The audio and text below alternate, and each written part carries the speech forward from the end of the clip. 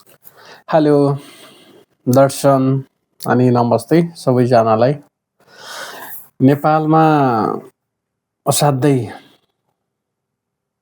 अनौठो भन्ने कि के भन्ने एउटा कुरा रह्यो। यो मध्यवादी चुनाव भन्न पनि मिल्ने जेनजी चुनाव वा नेपालीले चाहेको वा चाहिँ कतैबाट परिचालित भन्ने चाहिँ जुन अब भ्रंश छ, तर नेपालीहरूकै चाहना मान्नुपर्छ, मलाई त्यसो लाग्छ। एउटा जेनजी मोमेन्ट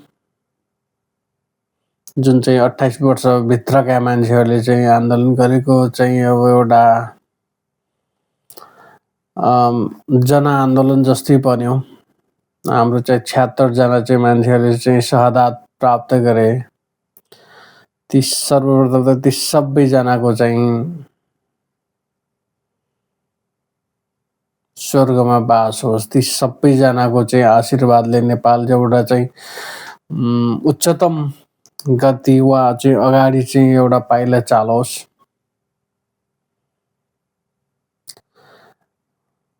नेपालमा एउटा इन्टरिम प्राइम मिनिस्टर सुशीला कार्कीज्यू हुनुभयो।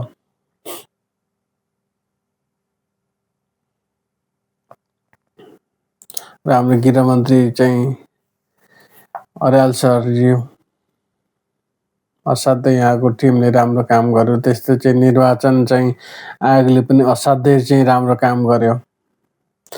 नेपालमा चुनाव एउटा मध्यवादी चुनाव असाध्यै चाहिँ अब सुरक्षित तवरले चाहिँ गराउनु भयो। सबैजनालाई धन्यवाद। विशेष त एउटा लिडिङ पावर पोइन्टमा हेड अफ कन्ट्री रहेर एउटा ladies prime minister, ladies first prime minister Sushila कार्कीज्यूलाई विशेष धन्यवाद। त्यस सँगसँगै म आफू एउटा म्याग्दीको भएको हिसाबले म्याग्दीमा अहिले चाहिँ त्रिभुजको मत चिन्ह लिएर चाहिँ अब म्याग्दीको चाहिँ गाउँ गाउँमा पुग्नुभएका नेपालले चिनेका वैज्ञानिक डाक्टर महावीर पुनज्यूले चाहिँ आफू एकदम साधारण तरिकाले जहाँ गयो, मलाई चाहिँ भोट दिन मन लाग्छ भने देऊ, दिन मन लाग्दैन भने नदेऊ, ठाडो भाषामा भनौँ वा साधारण भाषामा असाध्यै गाउँलेले बुझ्ने हिसाबले चाहिँ उहाँले जुन आफ्नो प्रचार गर्नुभयो, म्याग्दी जनताले असाध्यै परिवर्तनको वाहक मानेर चाहिँ योपालि चाहिँ जिताइदिनु भएको छ। महावीर पुन दाइ प्रत्यक्ष पनि भेटेको छु। यहाँको चाहिँ अब कामहरू असाध्यै चाहिँ अब नेपाली जनताले रुचाइएको छ। त्यसैले यहाँले चाहिँ सबैजनाको आशा जस्तै मेरो पनि त्यही हो, यहाँले चाहिँ गद्दार गर्नुहुने छैन। यानि कि तपाईँ म्याग्दीबाट जित्यो पनि नेपालकै एउटा कानुन बनाउने तहमा चाहिँ संसदीय दलको नेता हुनुभएको छ, सांसद हुनुभएको छ। त्यसैले यहाँको चाहिँ कार्यकाल सुखद रहोस्। यहाँलाई चाहिँ अग्रिम सफल कार्यकालको शुभकामना पनि छ। र म्याग्दी जिल्ला भौगोलिक हिसाबले चाहिँ हिमाली जिल्ला, असाध्य विकट ठाउँ। त्यहाँ यहाँले जुन नेपालीहरूले चाहिँ मोबाइल नदेखेको बेला एउटा चाहिँ आफ्नो जहाँ जन्मिनु भयो म्याग्दीको चाहिँ नागी गाउँमा, यहाँले चाहिँ त्यहाँ चाहिँ इन्टरनेट पनि अब पुर्याउनु भयो। यहाँको चाहिँ विभिन्न भिडियोहरू हेर्दाखेरि यहाँले चाहिँ त्यसलाई चाहिँ एउटा एकदम इलिगल तरिकाले नेपाल सरकारको कानुन विपरीत चाहिँ जुन राउटरहरू ल्याउनु परेको थियो, यद्यपि चाहिँ अब राम्रो काम भएर चाहिँ यहाँले चाहिँ प्रशंसा पाइरहनु भएको छ। आगामी दिनमा पनि यहाँले असाध्यै राम्रो काम गर्नुहुनेछ भनेर म्याग्दी जिल्लाका चाहिँ अब आदरणीय व्यक्तित्वहरू, इभन मैले पनि परिवारमा चाहिँ तपाईँको लागि आग्रह गरेको थिएँ है, एउटा मत खेर चाहिँ जान्न भन्ने आशा थियो र आशा छ। यहाँले चाहिँ असाध्यै राम्रो मत प्राप्त गर्नुभएको छ, 22,850। यो मत मात्र होइन, यो तपाईँको जिम्मेदारी हो। तपाईँको चाहिँ अब अनुशासन लगावलाई चाहिँ अब जनताले चाहिँ बुझेर यहाँको चाहिँ मेहनतको कदर गर्दै यहाँलाई चाहिँ असाध्यै सप्रेम सद्भावका साथ म्याग्दीलेहरूले चाहिँ यहाँलाई जिताउनु भएको छ। तपाईँ यद्यपि म्याग्दी जिल्लामा जन्मिए तापनि यहाँको बसाइसराई चितवनमा रहेको छ। तपाईँ अब म्याग्दीमा जन्मेको भन्न मिल्छ, तर म्याग्दीले भन्न मिल्ने चाहिँ त्यस्तो चाहिँ तपाईँलाई नराम्रो भनेको त होइन, तर तपाईँको चाहिँ एउटा वासस्थानको हिसाबले तपाईँ चाहिँ चितवनवासी बागमती प्रदेशको चाहिँ मान्छे हुनुहुन्छ तपाईँ। यद्यपि तपाईँको चाहिँ मनमुटु र तपाईँको चाहिँ एउटा पुर्खाहरूको ठाउँ म्याग्दी जिल्ला नै हो, त्यो सबैलाई थाहा छ। त्यसैले म्याग्दी जिल्लाबाट चाहिँ अब यहाँले राम्रो चाहिँ मत चाहिँ लिनुभएको छ। यो मतलाई चाहिँ कहीँ गएर खेल्दा चाहिँ जान नदिनु होला, यहाँलाई विशेष अनुरोध छ। र यहाँको चाहिँ कार्यकाल सफल रहोस्, शुभकामना पनि छ। त्यस्तै गरेर नेपालमा चाहिँ अहिले राष्ट्रिय चाहिँ अब स्वतन्त्र पार्टी रासपाले असाध्यै राम्रो मत, प्रत्यक्षतर्फ 125 सिट र समानुपातिकमा 60+ सिट ल्याएर चाहिँ यहाँले चाहिँ बहुमत 2/3 नै भन्न मिल्ने चाहिँ मत लिनु भएको छ। यहाँलाई पनि अग्रिम बधाई छ।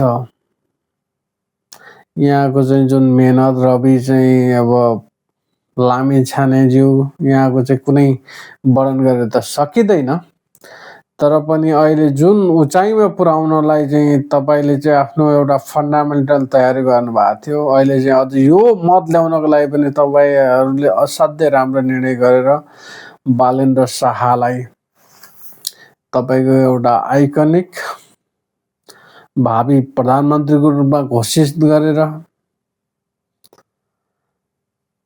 तपाईँहरूको चाहिँ संसदीय दलको नेता बनाएर लानुभयो। यो एउटा चुनावी नारा मात्र नभइकन आशा छ नेपाली जनताले चाहिँ तपाईँहरूको पूर्व एग्रिमेन्टलाई नै चाहिँ पछाएका छन्। त्यो भएर यहाँले चाहिँ आफ्नो दलहरूलाई मिलाएर लानुहुनेछ। त्यहाँका चाहिँ एकदम 101 अब्बल साथीहरूले चाहिँ अब जित्नु भएको छ। मलाई लाग्छ तपाईँहरूको जुन चाहिँ इस्टिमेट अनुसार यो चाहिँ कसैलाई पनि तपाईँको चाहिँ अब मन्त्री दिएर पुग्दैन जस्तो देखिन्छ। तपाईँको आफ्नै टिम 101 चाहिँ क्षमतावान हुनुहुन्छ, तर बालेनलाई चाहिँ यहाँले जुन हिसाबले अगाडि सार्नु भएको छ असाध्यै राम्रो योजनाको साथ गर्नुभएको छ। र यहाँको चुनावी दौरान मात्र नभइकन भविष्यमा पनि यहाँले चाहिँ त्यो आफ्नो चाहिँ बोलीलाई एकदम चाहिँ लगाव लाएर चाहिँ गर्नुहुनेछ भन्ने चाहिँ आशा छ। त्यस्तै झापामा असाध्यै लोकप्रिय मत ल्याउन सफल 6 पटक चाहिँ अब योभन्दा पहिला जित्नुभएका नेपाल सरकारका चाहिँ प्रधानमन्त्री रहिसक्नुभएका नेपाल कम्युनिस्ट पार्टीका चाहिँ अध्यक्षज्यू, नेपालले चाहिँ असाध्यै चाहिँ पहिला विश्वास गरिरहेको मान्छे, अब यहाँको चाहिँ कतिकै चाहिँ अब कमी कमजोरी रहे के रहे त्यो त यहाँको र यहाँको पार्टीले चाहिँ त्यसको चाहिँ विश्लेषण गर्नेछ। यद्यपि दिन सबैको आउँछ। हिजो तपाईँलाई पनि चाहिँ अब बहुमतमा जनताले पुर्याएकै हुन्, तपाईँको पार्टीलाई पुर्याएको हो। तपाईँले चाहिँ सकेको काम गर्नुभयो, तर जनअपेक्षा अनुसार एउटा अपडेटेड भर्सन खोजेको थियो, त्यो सायद पाएन तपाईँको पार्टीले। त्यो भएर तपाईँले चाहिँ त्यसलाई चाहिँ केही परिमार्जन गरेर चाहिँ पक्कै पनि लानुहुनेछ भन्ने चाहिँ एउटा आशा छ। त्यो भएर बालेन्द्र शाहले चाहिँ अब तपाईँको चाहिँ अब आफ्नै क्षेत्रमा 68,348 मत ल्याएर 68,348 मत ल्याएर एउटा शानदार जित निकाल्नु भएको छ। जुन अब चाहिँ अब त्यस्तै पूर्व प्रधानमन्त्री नेकपाका अध्यक्षज्यू केपी शर्मा ओलीज्यूको चाहिँ जम्मा 18,734 मत रहेको छ। त्यसैले दिन सबैको आउँछ, बालेन शाहको चाहिँ राष्ट्रिय स्वतन्त्र पार्टीको योपालि चाहिँ जनताले असाध्यै तपाईँले विश्वास गरेर जुन मत दिनुभएको छ, यो मतलाई चाहिँ तपाईँले चाहिँ खेर जान दिनुहुने छैन। सबै चाहिँ जनताले चाहिँ तपाईँको आशा भरोसा गरेका छन्। बाहिर आएका चाहिँ समाचारहरू, यो चाहिँ अब एसएसपीहरू, यी सबै पास गर्ने कुराहरू, यी सबै कुराहरूलाई चाहिँ देशलाई कति हित छ भन्ने कुरातिर जानु होला।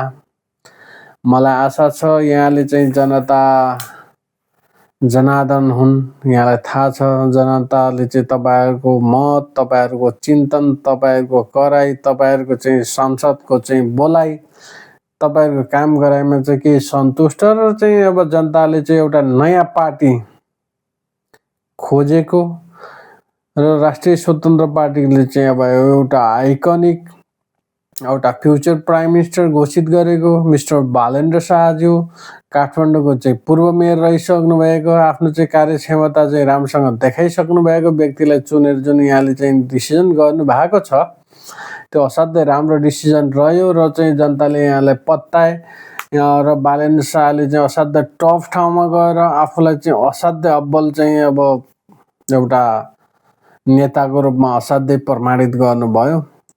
त्यसैले यहाँको चाहिँ शानदार जित, यहाँको चाहिँ 5 वर्षे कार्यकाल असाध्यै राम्रोसँग बितोस्। राष्ट्रिय स्वतन्त्र पार्टीले चाहिँ नेपाली जनजनको चाहिँ एउटा जनभावना बुझेको छ भन्ने मलाई लाग्छ। यहाँले चाहिँ मलाई लाग्छ 100मा 100% मान्छे खुसी हुँदैनन्, होइन, त्यो एउटा मानवीय स्वभाव हो। तर चाहिँ बहुमत चाहिँ जनता खुसी हुने हिसाबले यहाँले चाहिँ एउटा सिस्टम सुशासनको चाहिँ जुन कुरा ल्याउनु भएको छ, भ्रष्टाचारको कुरा ल्याउनु भएको छ, यहाँले असाध्यै राम्रो तरिकाले काम गर्नुहुनेछ भन्ने चाहिँ आशा गर्दै यहाँहरूको चाहिँ आगामी दिन, यहाँहरूको चाहिँ कार्यकाल सफल रहोस् भन्दै यहाँहरू सबैलाई शुभकामना दिन चाहन्छु। र यो चाहिँ यो मेरो चाहिँ यो जुन भिडियो छ, यो एउटा चाहिँ आफ्नो प्राइभेट इन्फर्मेसन र आफूलाई लागेको कुराले चाहिँ मैले यो बनाइरहेको छु। यसमा चाहिँ कतिपय कुराहरू कमी कमजोरी हुन्छन्। यी सबै कुराहरू चाहिँ सोसियल मिडिया र चाहिँ गभर्नमेन्टका केही साइटहरूबाट र अहिले चाहिँ आएका चाहिँ एउटा अथेन्टिक न्युज पोर्टलहरूबाट लिएको चाहिँ एउटा रेकर्ड हो। यसमा केही कमी कमजोरी त्रुटिहरू पनि हुनसक्छ। यसमा त्यस्तो छ भने सच्याउने पनि म यहाँसँग प्रण गर्न चाहन्छु। हस्त, धन्यवाद, थ्याङ्क यू भेरी मच सबैजनालाई। बाई।